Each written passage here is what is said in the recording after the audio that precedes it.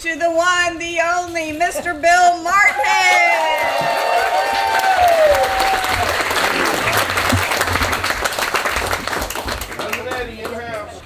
Morning, everybody. Morning. How's everyone doing?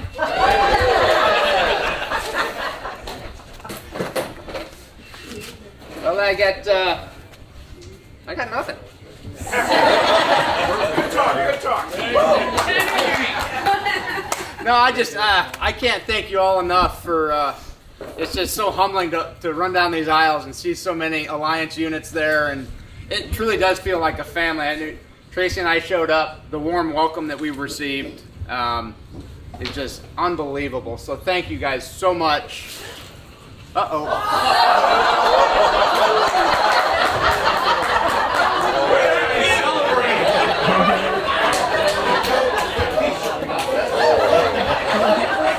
So much for staying alone. She's been back So, the grand design. we were just commenting that there's two people sitting at the table in the sunshine. Nautilus panel up there. That's the Can't Leak panel that's on another brand. Some of you may know what I'm talking about. I don't know. So I guess I didn't really have much of a speech prepared. I did want to acknowledge, I know Jim Belletti and Rob Boyer, if you could stand up real quick here. I know you guys gave some time yesterday.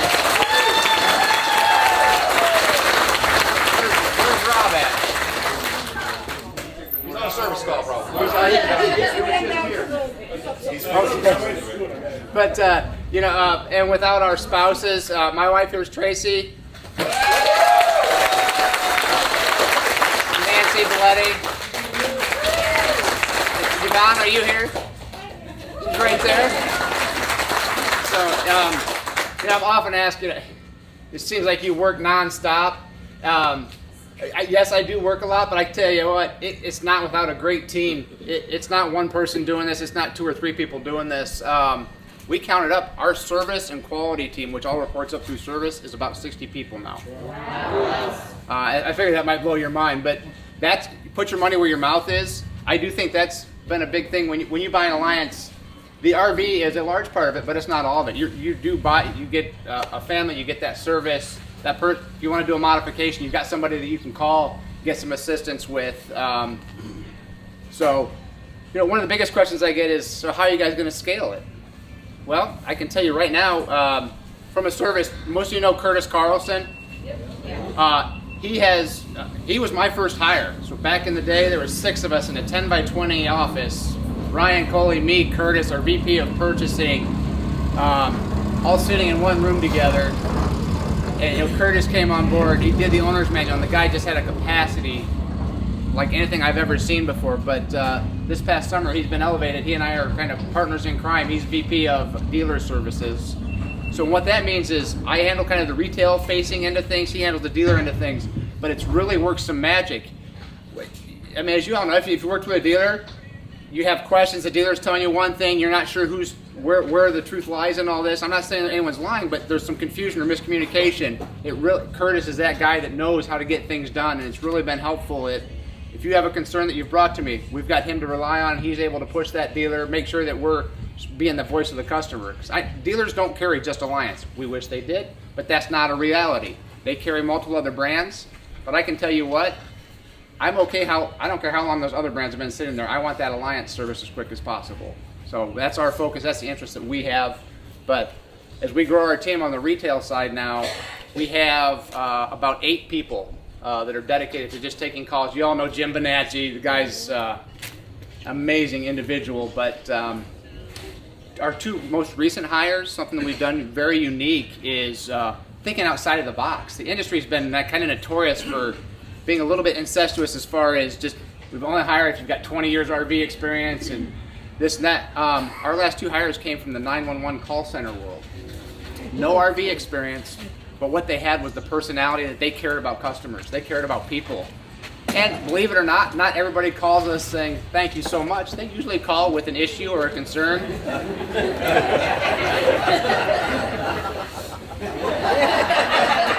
But But if you start thinking about that, we're hiring the people for who they are, not what the ability is. We can teach some of that ability, but teaching people to, excuse my language, but to give a shit is one of the hardest things to do. So that's what we've been looking for. We're always looking for those great people, and we've been blessed to find some of those.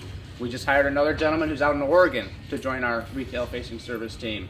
He owns a couple of service shops out in Oregon, and he helped with 4 or 5 different alliances out in his area, and kept calling us saying, I want to be a part of your team. I just love the way you guys are doing things. So you ask, how are we going to scale? I think it's taking care of people. It's always keeping your eyes open, looking for the right people, and just people who are willing to listen and talk to owners and make things go. So I didn't really have a whole lot to do as far as to share with you. You guys have just been amazing just to watch all of this grow and develop. I know when Trish started this rally, I think our first phone call was, I think we're planning on maybe 10 or 11 units going to be here, and next thing you know, it's I think we're going to have about 50. I think we're going to have about 70. Final tally is somewhere in that 70, 72 range. Pretty amazing. Yeah. If you build it, they will come. Type of thing. So. It's Margaritaville. She did pick the right spot. Yes, you did. And the time. And the weather. Well, back to the point of just the right people in the right places, right?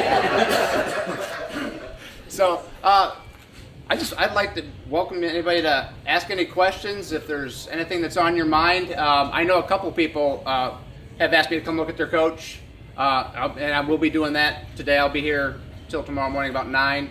If there's anybody that gets missed that had a service need or anything like that, we're always available come Monday. I don't have a ton of tools or service abilities while we're here, but we'll get you taken care of if you got something that needs a little more address than what we can. Come Monday, Jimmy Buffett, good fun. All right. There was a question from yesterday that got deferred to you today, which was to have you explain the new paradigm design with a side deck. Oh, yes? It was decided at the national rally last year that you guys were going to build one, and so you were going to explain it to us. Okay, it's called the Valor 42V13. Spelled paradigm wrong. It's supposed to fly too, right? And tell you what, we can get you a paradigm sticker for that. So, this is how easy it is. All you have to do is ask. At this point, it's not something that's currently in the works, but Okay. Who deferred that?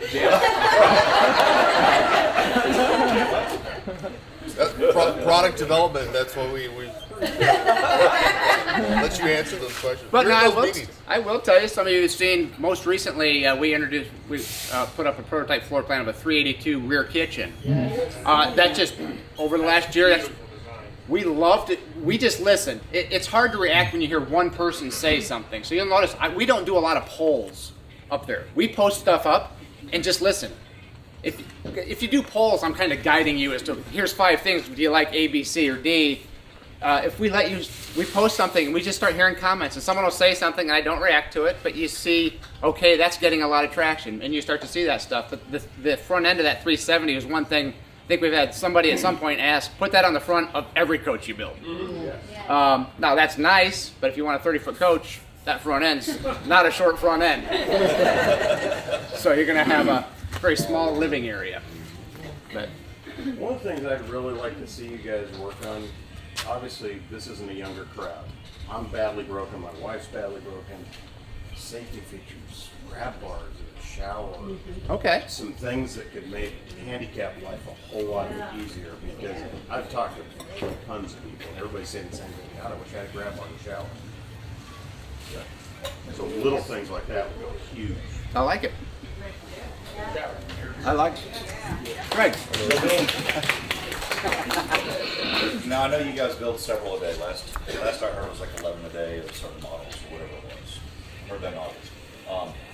When someone comes along, when enough people come along and say, hey, this needs to be moved to here, or this needs to be changed, about how many rigs go through before that change finally gets to be implemented? And then it becomes something where it's a design element, like moving a door a little bit over this way. Does that happen with regularity, or is that when you only go into a new design? It depends on the level of engineering that needs to be done to that. So I mean, like building a home, you can kind of shift a door one way or the other almost on the fly, just depending on how that wall is built. If there's jigs made that need to be remade, it may take a little bit longer. But so depending on the severity of a change, or the significance when it comes to engineering, it could happen that day. If we say to them, hey, the outlets, it can be put here or it can be put over here. Right. So that's something that, hey, if we want this relocated or want to add a separate outlet over here, so that you will see our units continue to evolve over time. It's just get feedback and like, hey, we'd rather have that door hinged on the left than the right. That's something that typically could be made on the fly. You just communicate that change, and from then on, it happens. Sometimes if it's structural, you need to move a weld point on a chassis. That might take a little more engineering work, making sure that Lippert, who makes the chassis, is going to certify the chassis and stuff like that. But some's quick, some takes a little bit longer. And the Valors with the slide change recently. Our first engineer, there was just no way he could find to get slide rams inside that chassis that like the Paradigm uses. With the Valor, you got 13 feet of garage that you can't put holding tanks. So all your holding tanks are put a little closer together, and there just wasn't room. We brought in a different engineer, had a little change of the guard there, and he was somehow magically able to do that. It wasn't one engineer was bad and one was good. It's just a little thinking outside the box was able to get this done. So it was something we couldn't do early on, but we were able to do now. Can you speak to just a little bit of that engineering? Because there's a bunch of us that think you could do it better, right? Oh, why didn't they do this? Why didn't they do that? When something goes through a process like that, how many hands are involved? How many people have to sign off? I mean, it seems pretty. Yes. So it'll start with our engineering. When it involves a chassis, it starts with our engineering team. They do the prints. From our end, I don't know what the engineering needs to be. Ryan and Coley aren't going to know what that exact structure needs. We just know what we want to see. Are you cocktail napkining and saying, here, make this? That's kind of how a floor plan will start. Literally, is cocktail, or you cut and paste some, the 370 front end of this, and then they have to go through and make all these differences. So I will tell you, that's one of the things, why can't you just do this and do this? So that 382 rear kitchen that we just came out with, we didn't just magically marry that front end. If you'll notice, there's a 430 square foot limit. There's still a few states that have this limit of how big an RV can be. So when someone says, what's your longest RV? My response to them will be, do you want our longest RV or do you want the most square foot? Because it's 45 feet long, that means it's only going to have 2 or 3 slides. It's going to have shallower slides to meet those requirements. So when you start thinking about this, length does not mean you're getting a bigger coach. So from an engineering perspective, we had one slide that had to get a couple inches shallower. So instead of a 36-inch slide, it's a 34-inch deep slide. Just to get us a couple extra square feet, because that front end is very long.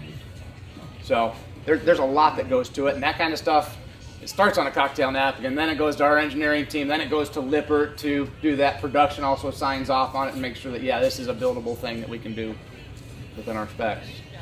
Yes, young lady. Do you ever foresee having a Paradigm triple axle?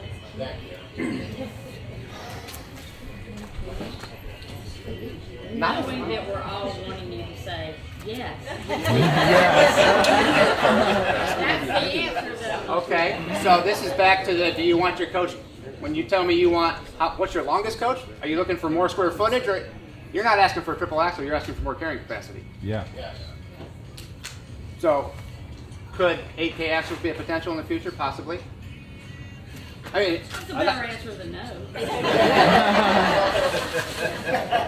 We can sell you a third axle. Carrying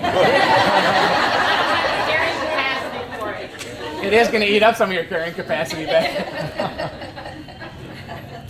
That's basically what I was going to get to there. So I was going to say the valve back in 3 axles gives you your weight capacity to put stuff in the back, and we have a big cargo space back in the 385s. And I just noticed this man here yesterday, and I'm like, he's pulling out golf clubs and his kayaks because he was overweight. And I'm like, well, it really wasn't that much in his area, and he's having to pull out because of his weight. Right. It's like, why wouldn't a third axle be like that?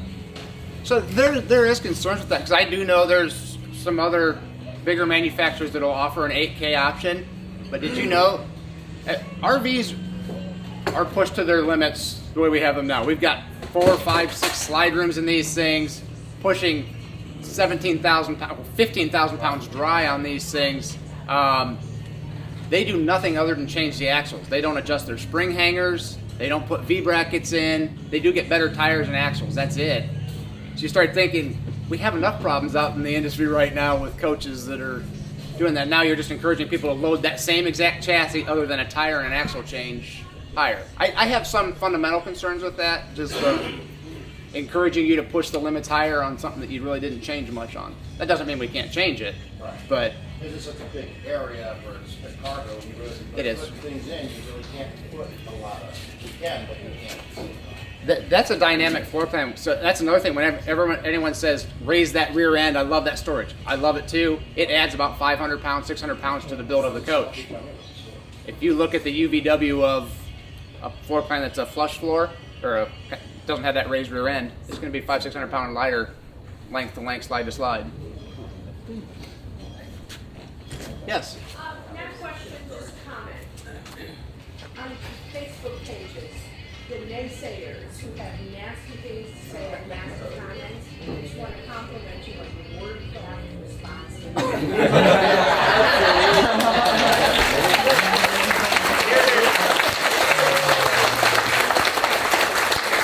Well, those who know me very well knows there's a special decoder book. Bill Mark decoder, Randy. Yes, indeed. Have a blessed day does not mean have a blessed day.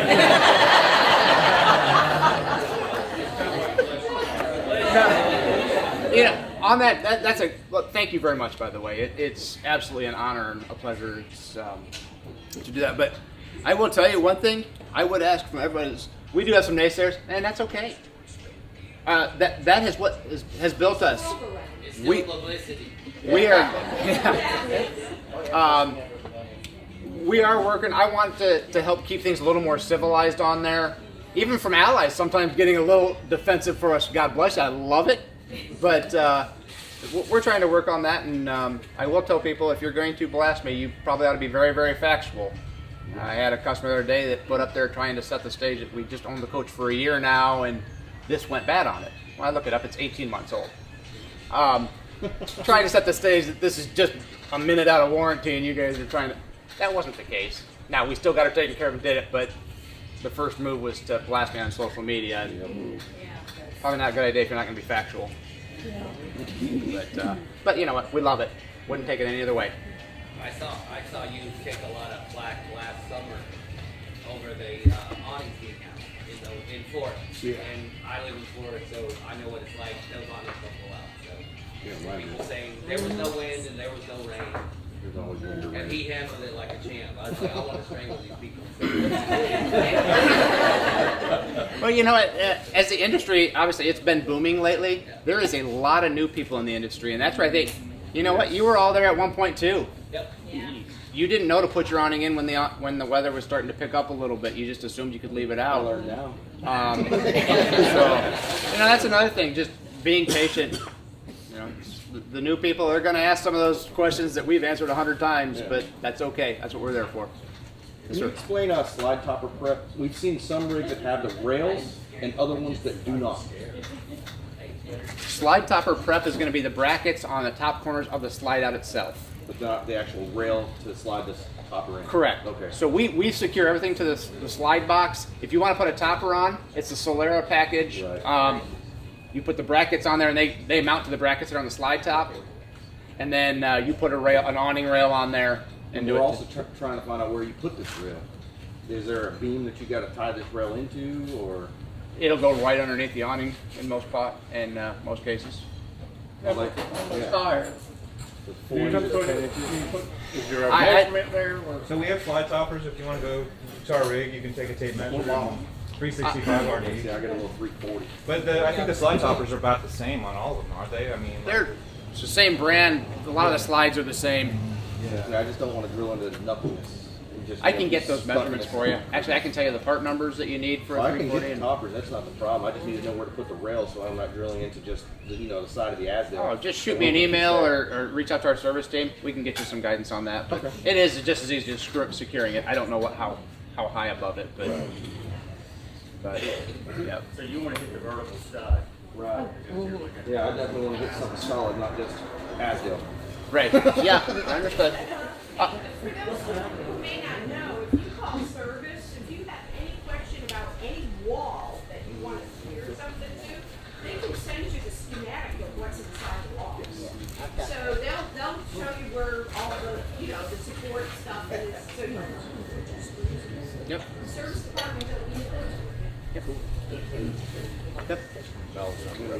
Got any other questions? Yeah. First of all, thank you for being here. Welcome to paradise. I ain't going home. Anytime you want. Two questions. One, could you tell us the vision of Alliance, the next year, 2 years, whatever. Oh, perfect. Think about where you're going, where we should expect you to go. And then question number two is, could Alliance ever offer an extended warranty? Your warranty is great. I've not had a lot of problems, but when I did have a warranty issue like that, it was great. You followed up, you gave me what I needed. Extended warranty would be a tremendous profit center and something that would be of value to your Alliance owners. Okay. Exactly. Exactly. That's profit Those are useless. That is. I know, but Factory. So we have options. We have options. So let me ask: is the true question behind this? Can we do it cheaper than the dealers could? Is that No, better service. better service? Okay. Okay. That's what we're used to. Competitive pricing is really the name of the game, and let the dealers compete. But you have the product, you have the knowledge. Right. The extension of a warranty, whether it's product, profit or not, it's of value to us. And your 1 year warranty is great. Extend it and let us bid for it. Well, to be honest, that's not something that we've explored in much detail, because it's typically, as you said, it's been a dealer profit center, obviously, but Think about it. Great opportunity. we'd also need to make sure that we're scalable to administer that. 'Cause, I mean, all of a sudden now Well, it's you know, we'll get somebody to administer it for you. But it's a great idea, really. I'm hearing it. Vision for the future. I do agree. I think a lot of it is we, especially on the first initial year warranty, the way that we deal with Alliance and the people we deal with, would be nice to be able to continue that farther and beyond the relationship. That would give us that option. Well, I will tell you, I mean, I don't think anybody here would say, once you hit your 12-month No, mark, no, no, we're still there. We're not shutting the No, phones off and I putting get you on that, the but do it's not just call not- list. We learned the hard way that if you try to get Thank you. What's that? try to get a refund on your warranty, it's 16 weeks out before you get your money back. And they do not go retro to the day you sold. They go to the day you filed, I want to quit, and get a new rig. So we got a new rig. We had to get rid of the old, get the transfer. 16 weeks they held our money. Really? So hard. So, Okay. just FYI. Okay. To everybody out here. You had a question kind of about what is our vision, what's our What's our plan? So actually, when we first launched, so we started the Facebook page in August of 2019, about 5 or 6 months before we even built our first product, January of 2020. So our vision at that point was we'd build about one facility per year, and each one would kind of be dedicated to its own product line. And so far to date, we're actually holding to that. We have currently have 3 functioning product facilities. We just opened up Plant 3 for the Avenue in January of this year. We have a full-blown 120,000 square foot lamination facility. So we make all of our own slide walls, side walls, end walls, all of that stuff in-house. They do all of our aluminum welding as well. So that's all in-house, and then they ship it to each of the plants that are actually surrounding them. And we just signed paperwork for building number 4, which is going to be kind of a mega plant. And it will be starting here a little bit later this summer. We've ordered the metal for it and stuff like that. So I think from that point, so again, just developing our line to have more of a complete fifth wheel, and travel trailers is definitely in the future. To what extent, I don't know. I could see something coming here in the next 12 to 16 months that's a tow behind type of a product line. Whether it'll be part of the Avenue line, I don't know. If it'll be a separate brand, we don't have that detail yet. We're working through that. But so with that being said, each one of these fifth wheel markets kind of has little sub markets, and they seem to be grouped kind of by price point, just some of the features and amenities you see in each one. Obviously, the Avenue will probably be the biggest one. That targets the wider range of trucks. You're going to have everything. Ultimately, we'll have some, I hate to call them half-ton total, but some lighter duty, true 30-foot at some point. I don't know when that will be, but then you kind of have the Avenues as we got them now, that 3/4 ton type of a vehicle, and then, the Paradigm price point. And there's actually a market kind of in between there. So there's a lot of room for us to grow and kind of round out our product lines as we hone things in. So I would see that as the future, and I can tell you, Ryan and Coley, the support that they provide us from a service and product standpoint is amazing. Last time I had a budget conversation with him regarding the Elkhart rally, I said, what kind of budget do you think we should have for this? He said, just take care of the customers. It speaks volumes to me. If I'm in need of employees and service, it's about a 3-minute conversation with him. Say, hey, I think I'm going to need 2 more people in the next 60, 90 days. Give him a quick reason why. He's like, great, do it. If they don't hear from me, rallies. That's right.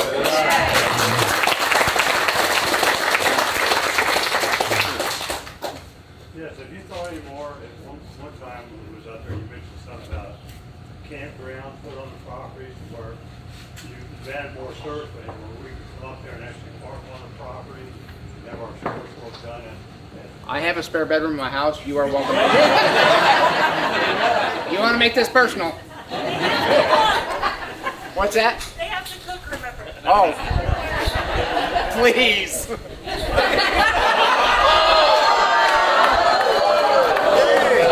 In the middle. Hey, Bill, we have an extra room in our camp. I'm gonna need it. Actually, that's already in the plans. Not my spare bedroom. So actually, with this 4th production facility that we're getting ready to build here, there will be 6 or 8 campsites on that, kind of in the back corner of our property. So, Can we lease now from? if you don't mind a bulldozer at your back door, I've got it now. you'll have a porta-john to use. So I just are you guys listening and looking at there's a lot of full timers without kids that work on the road that would love to have an office space, not like 390 MP, but like we pulled out one of the couches and put a desk in the slide, just so we had dedicated workspace. Right. Having that as an option to order versus, I now have a couch sitting in storage I don't know what to do with it. eBay. So, I'm waiting for the cats to destroy the Yep. one and then I'll swap it. So, the answer of, as you can imagine, not to be flippant, but I've had no less than probably 1,000 requests for why don't you just make it an option.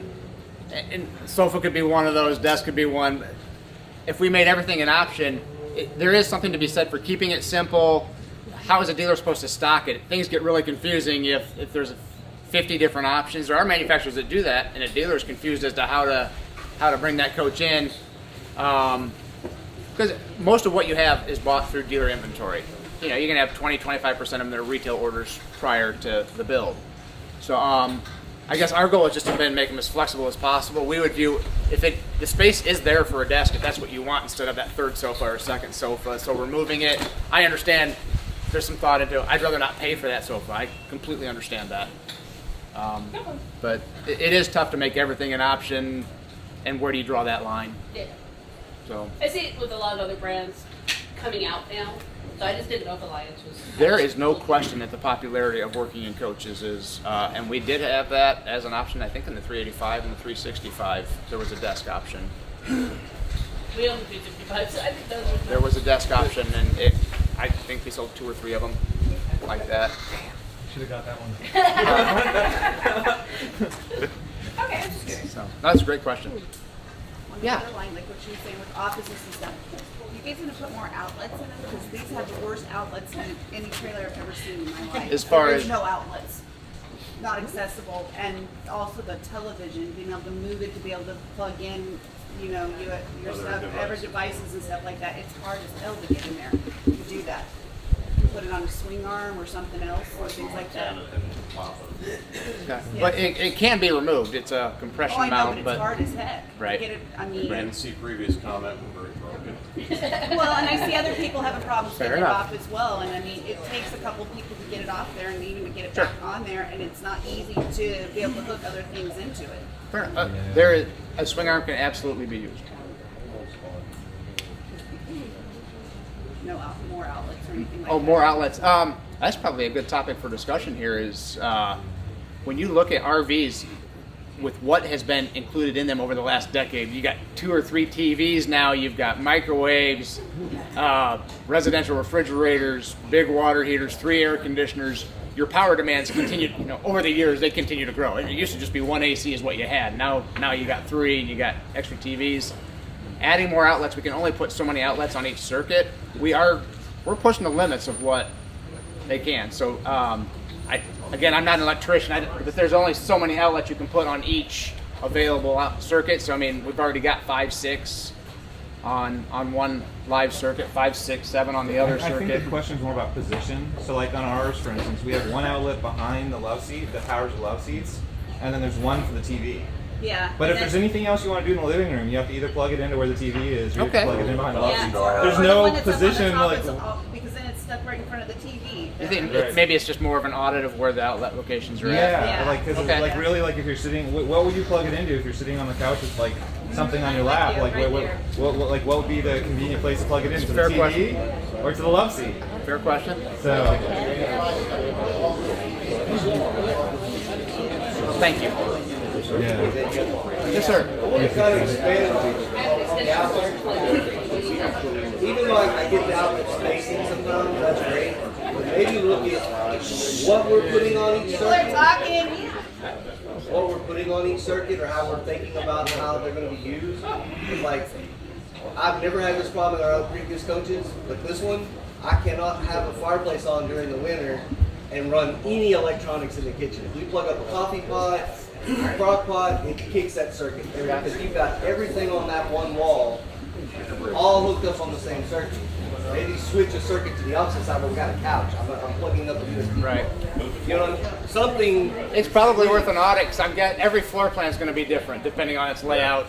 Right. No, and I get that. It's Fireplace on the left, the right, or the center will make a difference on how it's run in line. Fireplace to the dishwasher circuit, I would say. Should be a dedicated circuit for that. For what? The fireplace. There should be, but it's not. If I've got the fireplace running, I plug in the coffee pot at the bar, or we plug up even a crock pot. That's on the sheet. Boom, there goes the fireplace every time. And we do a lot of cold winter camping, so. Yeah, we got a 40B13, and I ended up putting the refrigerator, pulling it out to the outside, the little one, Yeah. the slide out. And when I put it back in later on, the winter came, we turn on the fireplace, Marcia do the coffee pot, bam, there it went. I thought, gosh, and I put something on the form, and somebody said, your refrigerator and fireplace have 2 plugs in there. You got to reverse. Because I even hit the breaker, to turn off the fireplace, and it stayed on. So I went out there, and it was probably what I did when I pulled the refrigerator out and all. And I redid it. Now you can do, the fireplace. So that's a problem we ran into. Oh, that's a good tripping thing to the circuit all the time. I ended up plugging, when I pulled it out, I changed the plugs around. Once I did that, now she can have her hair dryer, the coffee pot going, the fireplace going, and AZ if we want to do it. He has a great point. I'd love to say we're perfect. It is possible that there is something there that's just a simple switch. Yeah. Reach out to our service team. We got some pretty smart guys. I never thought about that. Yeah, there's a switch, and they're not marked, but when I put it back, I did it wrong. Yeah, 'cause I've never even pulled mine out, so I don't know. I saw a hand up back here. Okay, I just want to know who picked the mattress for the Paradigm? And the pull-out couch, maybe that. And where'd you get that awesome belt?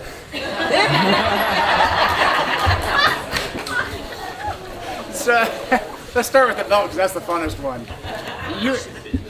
You got a problem. If I see anything in blue, I have a big problem. It gets in the shopping cart online pretty quick. If I find a pair of Alliance Blue shoes, they're coming my way. Size 11.5, Trace. They actually make these custom. They'll do engraving. I've been wanting to get some Alliance ones made. The buckle. Anyway, that's a sidebar. You see a lot of different coaches with flush mattresses, and it didn't stop me from buying mine, obviously. So let me ask, does everybody here have the same brand of mattress that they've changed it out? Because you got... I just added to it. Okay, everyone's got a different perception of it. So I have seen anyone from adding a slide topper or a mattress topper to exchanging the mattress. That has been a debate in the industry probably for about 10 years of why do manufacturers put the less expensive mattress in. It's personal preference. So to combat that, we've had people say, well, why don't you just not include the mattress at all and we'll buy our own? That's an option, but imagine how are we going to show a coach at an RV show? There is, as I said, 80% of these are bought from a dealer's lot. If it's missing parts, somebody has to explain it. If no one's there to explain it, it just looks like we. Yeah, it didn't stop me from buying mine. I was curious on why, I'm kind of like a little large, so I immediately squish it, and I'm laying on the floor. So. Big bone, do not. Yes. We ended up changing out our mattress because I'm two big people, so I need something new to hold weight. But I have to say that we decided, because we have a hard time making the bed, so we actually decided that we ended up purchasing the quick zip sheets. They're perfect. You put the base on and you zip the sheet on top, and then when you wash the sheet, you just unzip it. Oh wow, I've never heard of that. They're called Betties. We have Betties. They're called Betties. Okay. I think I saw a question over here real quick. Why do y'all not hook up the ice maker to residential refrigerators? Okay, he asked why we don't hook up the ice maker to the residential refrigerators. That has just historically been a service and warranty concern. Not everybody has the luxury of living in Florida where you don't get the freezing temperatures, but it is a line that's out of sight, out of mind. It's a very thin line that will freeze quickly. It's typically an exposed line. So unless someone's going to put heat tape on it and take pretty good care of this line, or stay north of freezing temperatures. I've had it in previous campers with residential refrigerators. And of course, the line runs out. Yep. Exposed outside. And I've been in extremely cold weathers with it, and have never had a problem with the water line freezing up on it. We've made it, so our first few coaches, we didn't make it all that easy, but over the last 18 months or so, we've stubbed all the line there. All you got to do is put the tubing from the back of the TV to the water line connection. I'll look for it. I'll find out where it's at. Yep. It's in the slide. Yeah, so we've run kind of all the prep work for you. All you need is that last couple feet of surgical tubing, if you will. Hey, Bill, I'm sorry, don't mean to interrupt. Is Melissa Wells here? Melissa Wells? Melissa Wells, is it your birthday? Is it your birthday? Well, we're not gonna be here tomorrow.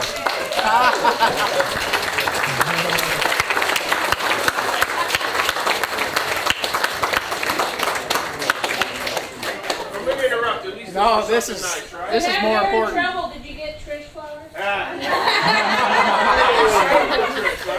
That's the same thing, right? Yep.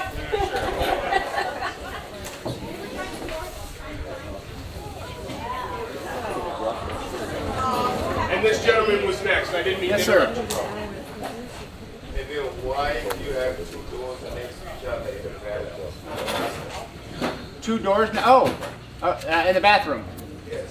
Just okay. So again, that's one of those things we have people asking. Why don't you just put the Paradigm bathroom bedroom on the front end of a Valor? The Paradigm bathroom bedroom, kind of on our 340s, 390s, is about 2 to 3 feet longer than what a Valor bedroom is. So again, you're giving up 11, 13, 15 feet for a garage. That space has to be taken from somewhere. So to get to the point of why the bathroom has 2 doors, it's a space thing. Just leaving it more open. It is kind of like the single bowl versus double bowl sink. It's going to be one of those 6 one hand, half dozen in the other. Some people like the space it provides. Some people don't. We had to make a choice on that, and it really was kind of a split decision. An option because full-timers, I know Bobby and myself, we block those doors.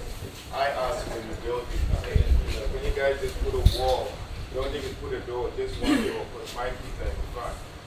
Because then you have 2 doors, one going straight and another. I'm like, you needed 2 doors. They're like, oh, okay, I just now I gotta walk 2 steps, I can walk 1 step here. If that's the goal, can you guys think of adding it in the future, especially for full-timers, because most of us who work, the back is the master and it's the office.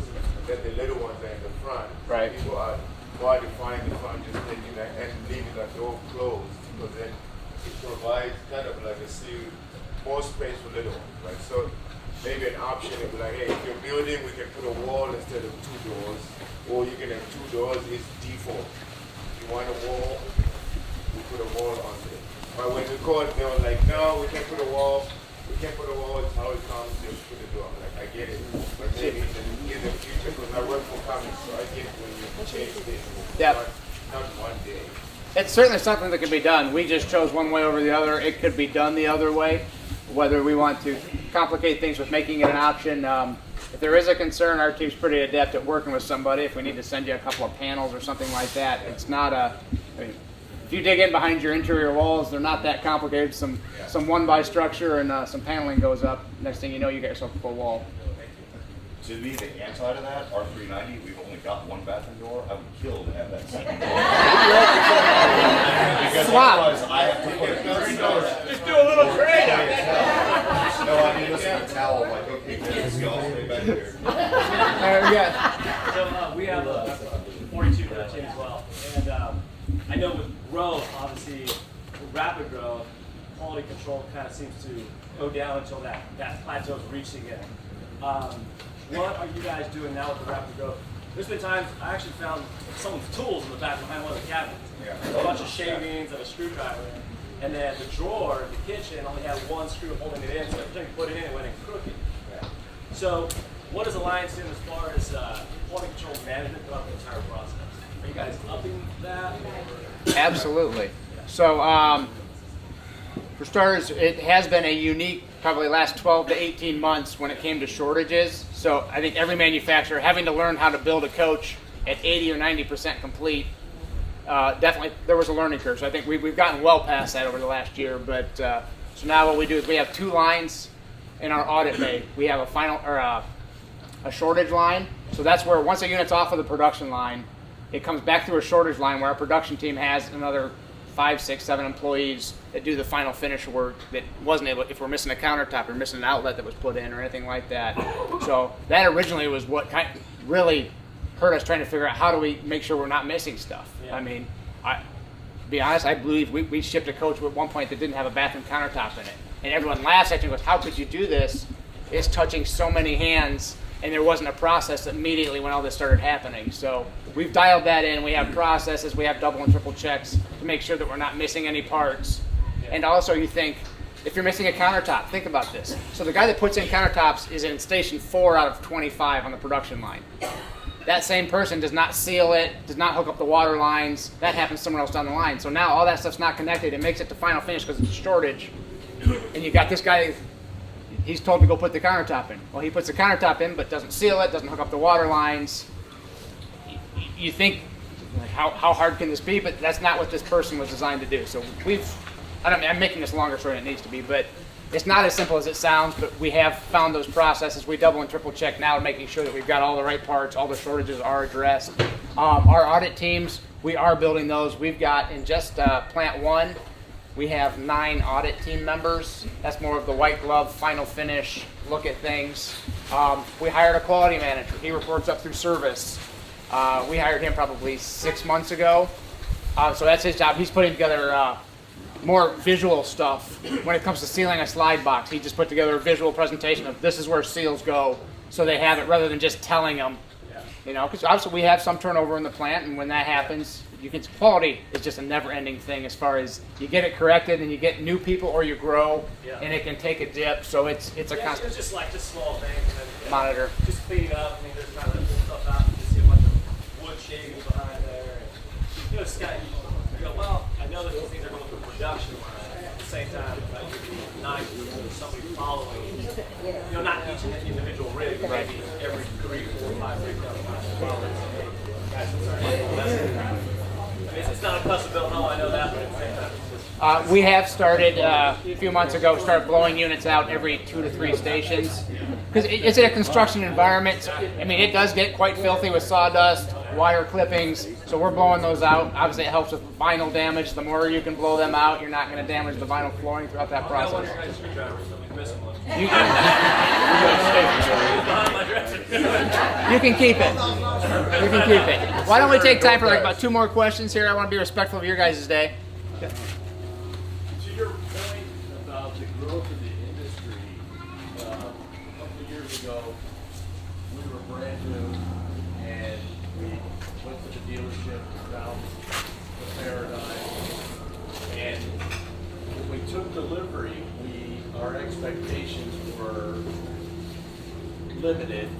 We didn't know what to expect. The PDI, when I go back and look at the videotape, because I couldn't keep up with the gentleman that was delivering the RV to us.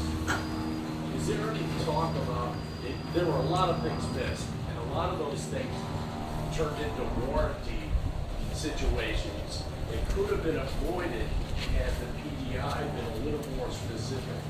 Is there any, with the growth of the industry, a lot of new people not knowing that you can hire independent inspectors and all of those things, is there any talk about with regards to the PDI having certified people at the dealerships who specifically will explain what to expect, what to do when you do this, when you're boondocking, when you're out at a resort or whatever, because I went back and looked at my video and it lasted all of 30 minutes because he had 4 more to deliver, and 2 of them were Alliance, 2 of them were a competitor, so he was in a hurry.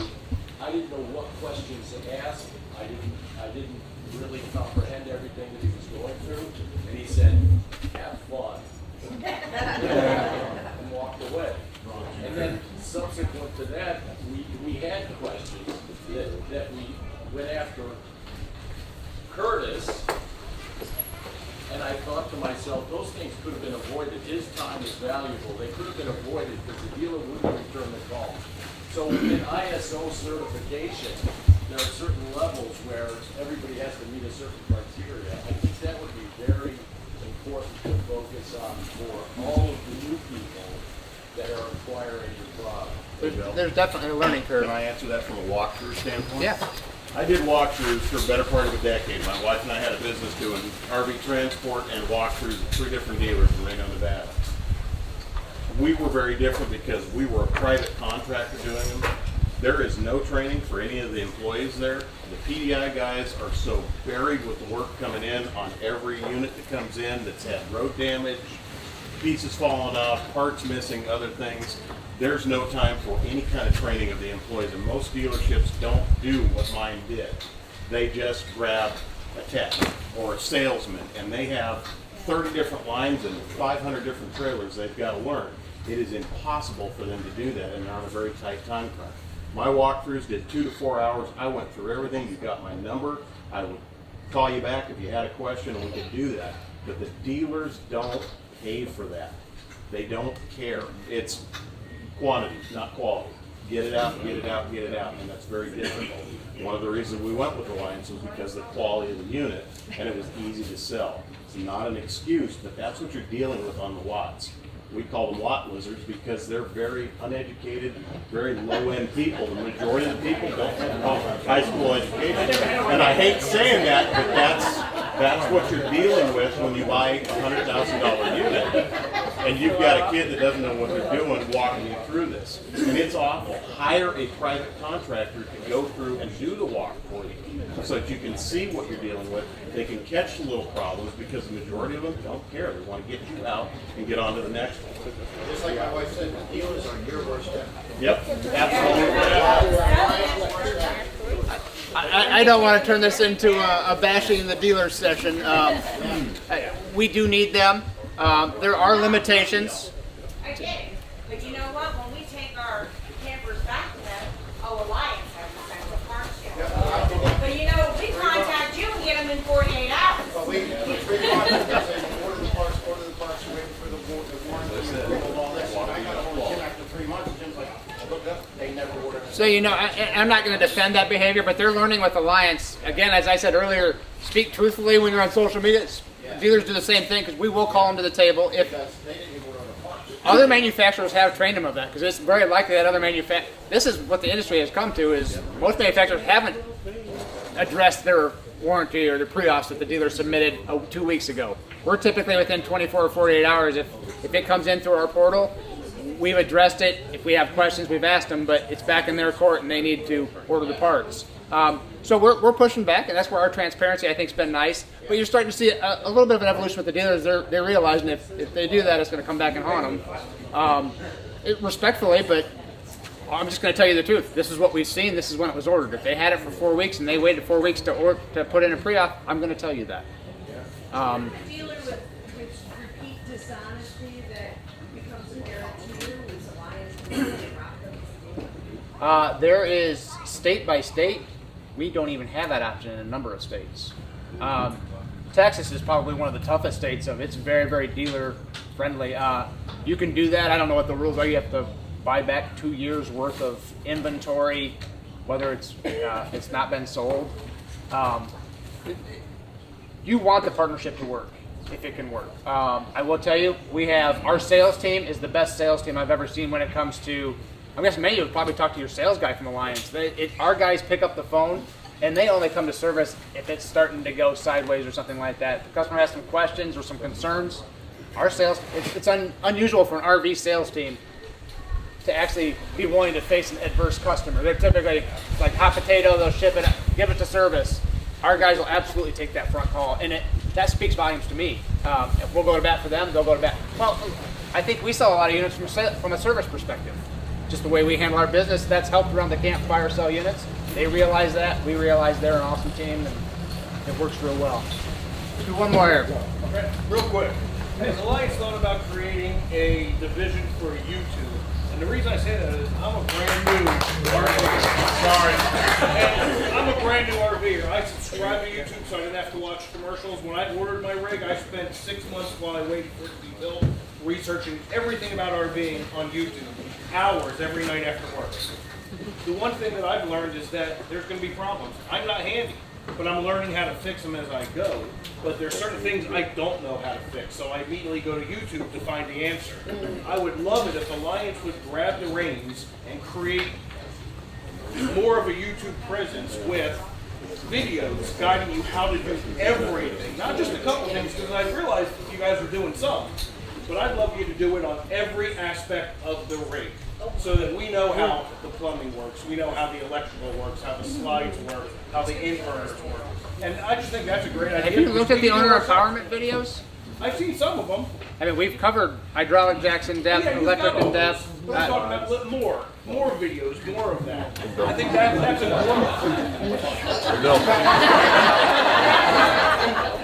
I will tell you, I think Facebook has worked wonders. It's been a great platform for us. I believe YouTube is an absolute counterpart to that. That I think we've done very, very well. We're maximizing the power of Facebook. YouTube, I think we're at probably 30% capacity of what it should be for us. It might limit the phone calls and the complaints that you get, because now we can watch it and say, hey, I can fix that. No question. Hey, I got to bring it to a dealer who's going to give me the runaround about fixing it, or we can do it ourselves. Just between you and I, if you see an owner empowerment video, it's because I'm tired of answering that same question over and over.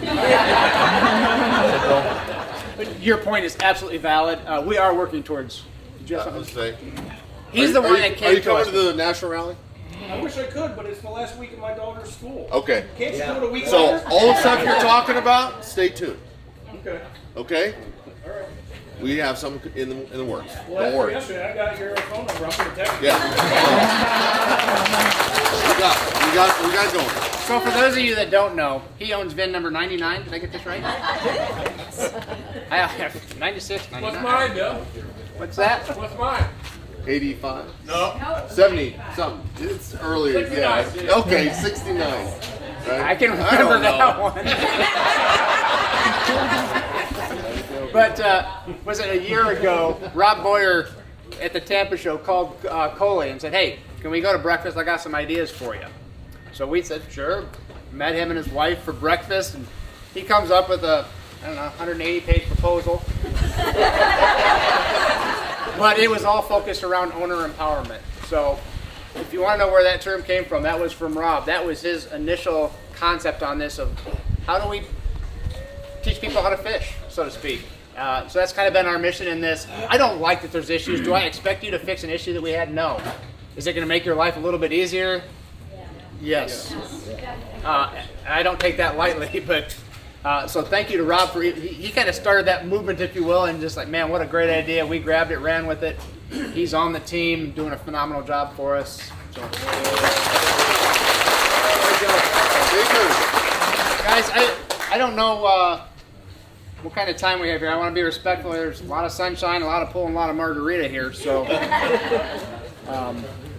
please, I'll be here the rest of the day. So will Rob and Jim Belletti. Tackle us if you got some questions. You have a blessed day.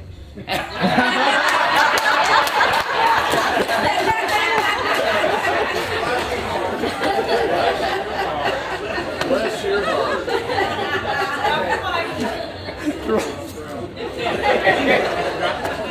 Oh, that's awesome.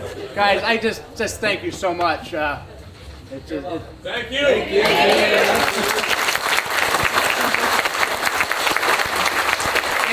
Oh, Our gracious host here. thank you. Oh, I haven't done that for you. I know, thank you. I'm sure. No, thanks a lot, Phil. I appreciate you.